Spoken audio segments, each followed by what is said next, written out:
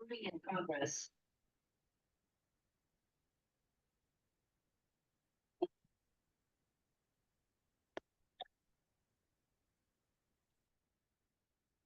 Yeah, share the presentation, Jeff.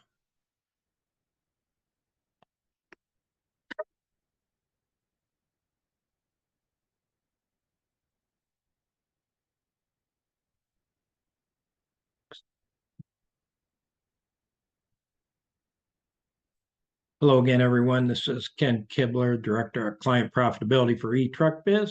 We're about 2 minutes shy of the top of the hour, and the attendee list is growing. So if everybody just sit patiently, we will get going shortly after the top of the hour. Thank you very much.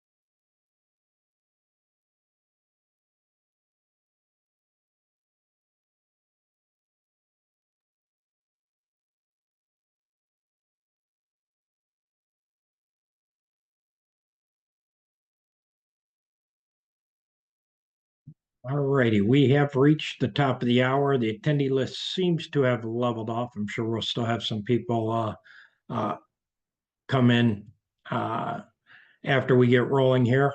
As always, if you have any questions, please put them into the chat or the Q&A. And once again, I'm Ken Kibler, Director of Client Profitability with eTruckBiz. Jeff's going to lead us through some of the normal slides today. One of our goals is to shorten this up a little bit. We've been taking what we think might be a little bit too much of your time. So we're going to try to tighten things up a little bit, move at a pretty good pace.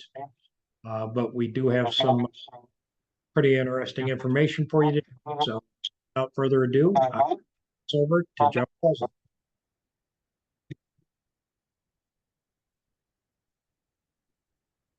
All right. Let's see if we can get this going here. All right, here we go. So, as always, we need to make sure that you know that eTruckBiz is not endorsed, sponsored, approved, or otherwise affiliated with FedEx Ground Corporation. Let's look at the volume from last week, and that's good. Look at those pickup stops. They're way above trend and staying up there. That's good. Packages are backing up a little bit. But they're still above trend, so that's good. And on the pickup side, at least the pickup stops per dispatch, those are always good. That's a good thing. So how about over on the delivery side? A little softer on the delivery side, but still above trend. That's good. And then delivery packages above trend. That's good as well. All right. Then it really matters, what about productivity? Or can we demonstrate driver methods proficiency to FedEx Corporation? Remember, keep looking for attachment A2 to Schedule A, section 6.2. It's coming, telling you. What are we demonstrating here? Well, dispatch is up last week. Which means, oh, go ahead there, Ken. Trying to make me sick here. That's right. Look at that. That's a way below trend. That's no good, however you slice it.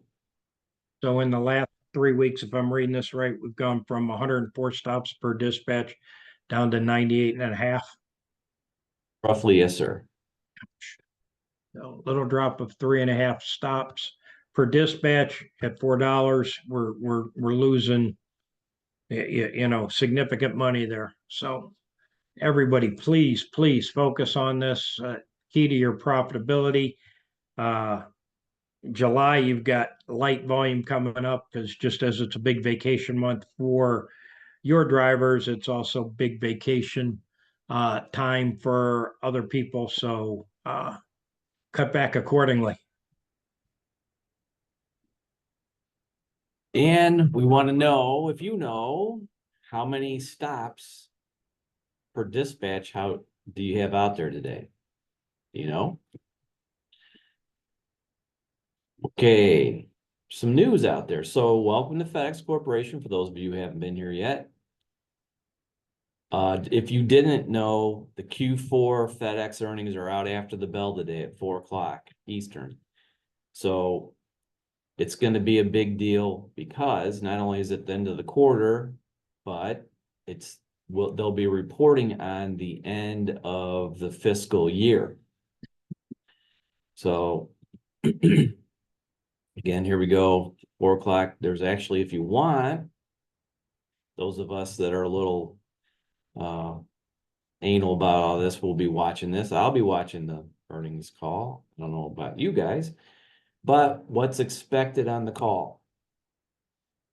So what they're going to be looking for is earnings growth in spite of softer volume. The volume hasn't been that bad, but it's been what we would call soft. The street wants to see some results from FedEx One FedEx, or you want to say that, Network 2.0, et cetera.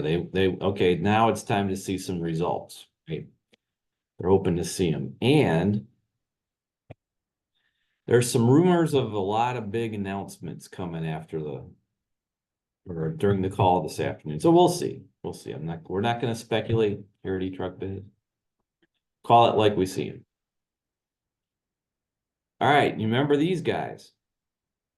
Those are the guys in the other trucks kind of doing the same thing out there. And do you remember this? The Teamsters members ratified deal at UPS, putting the strike threat to rest. Everything was okay. So much so that Ms. Tomei said they were getting all their business back too. So everything looks to me like is everything okay over there at UPS, Ken, you think? That's what you're saying. Well, back a month or so-ish ago, UPS announced cutting 12,000 jobs 5 months after reaching the big union deal. The layoffs will help the company save $1 billion in costs. Thought they were getting all the business back. Thought everything's okay over there, right? Well, I don't think there's anything else. So that's just, oh, what's this? UPS sells Coyote to RXO. Well, no big deal there. UPS sells brokerage. It's actually a truckload brokerage. If I'm getting that right, for $775 million. Oh yeah, made a lot of money on that deal. That's a pretty good deal there. Wait a minute, maybe not so much. Why is that? Well, UPS bought it for $1.8 billion. Says down here. It also says, as UPS positions itself to become the premium small package provider and logistics partner in the world, the decision to sell our Coyote logistics business allows us even greater focus. They're going to focus on the small package business. Again. Yeah, which They bought it from. Yeah, this is kind of shocking.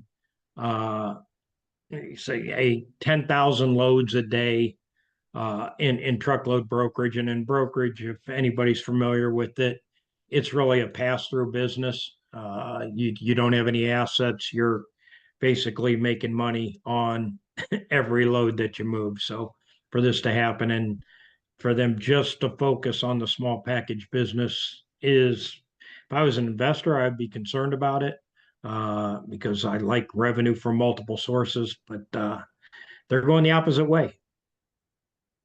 They bought it for 1.8. Now, you ever bought any stocks before, Ken? A couple of times. So if you buy it for 1.8 billion and then sell it for 775 million,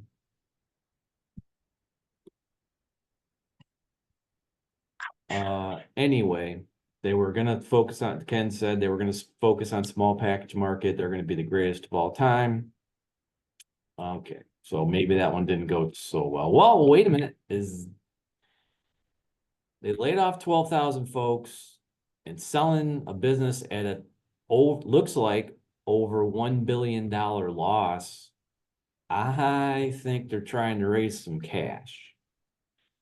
Looks like to me there might be trouble over there, but what do I know? Okay, here we go. There's something new out there.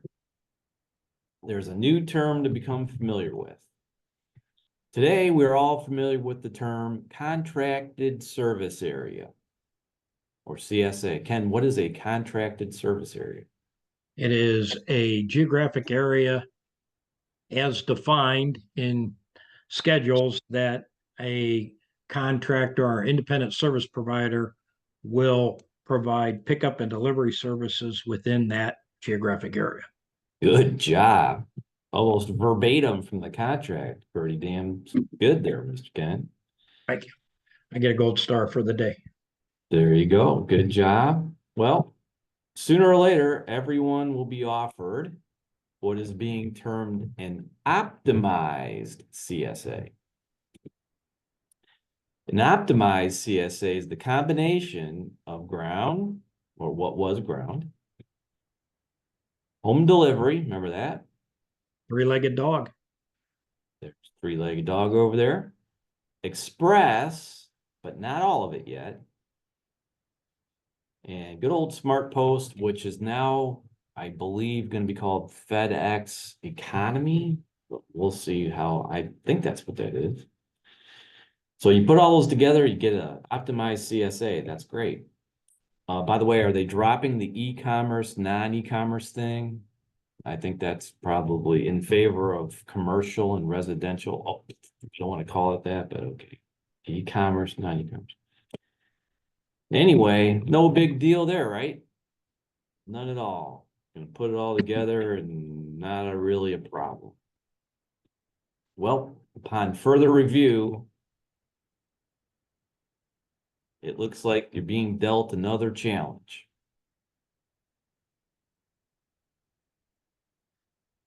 In fact, there are plenty of challenges upcoming. So there are some things we want you to think about. Okay, we're not going to go into depth in any of these things yet, but there's a whole bunch of things going on out there. First thing to think about, are there any new charges? How do I negotiate them? What's meant by a volume breakdown? What types of service do I have to now achieve? Do I dispatch the same routes I do today? More of them, less of them, waves? Preload 1, preload 2, preload 3. Oh. Does my operating window change? Do I know what an operating window is? What's an early pull charge? Is there an impact on the miles that are going to be driven daily? Why must I know my operating costs per different activities or per activity? So cost per stop, cost per package, cost per dispatch. Is all of this good or bad? Does it matter? And what's a Network 2.0 information packet? Just so you know, there's a new approach to the old negotiation. You're gonna have to start knowing where you've been, so you can try to figure out where you're going.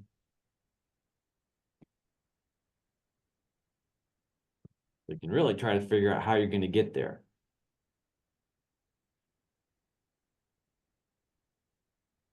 Big question really is, and you all will see this later, and we're probably going to talk about this for years now. Will the increased revenue cover your increased costs? Of course, we here at eTruckBiz will be here to help you solve these problems as they are thrust upon you once again. So I know we didn't go into any detail. That was on purpose for right now. I think we have a poll out there. Can somebody do that? I don't know how to do.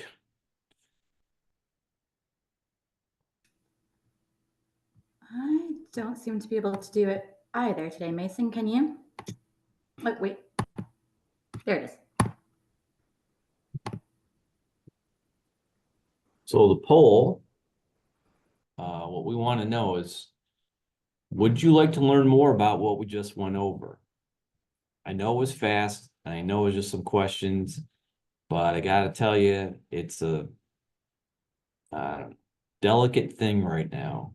I know you want to know more about it. I hope you want to know more about it, but I want to know if you think it doesn't matter.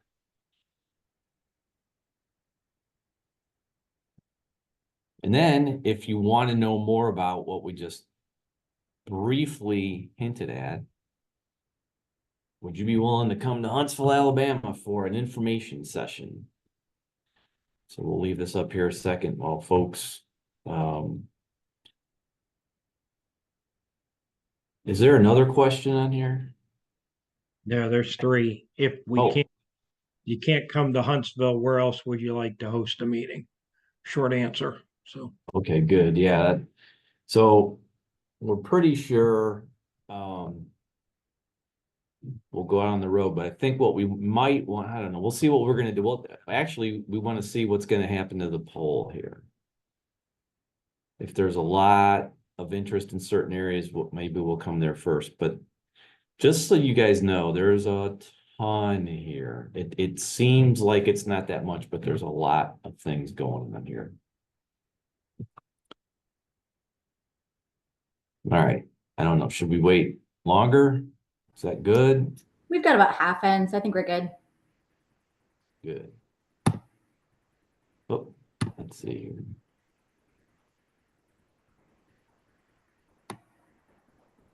All right, hang on one second here. Do this. Do this. So I stop sharing. I don't know how to bring the, I don't even know if I can bring the results up there. I don't. So let's see if you got any other questions. Now I got to tell you, we can't, some of the things we can't get too specific about at the moment, but are there any general questions about what an optimized CSA is? yeah, just to reiterate, it's going to encompass a lot of different service levels. So, and it is totally different than what you're doing today. And we will be learning a lot about it. And Jeff has already started to learn even more than I know about it. So if you do have questions, please do not hesitate to ask. We'll wait about a little bit here. If there's no questions, that's okay. Yeah, so appears that we do not have any questions today.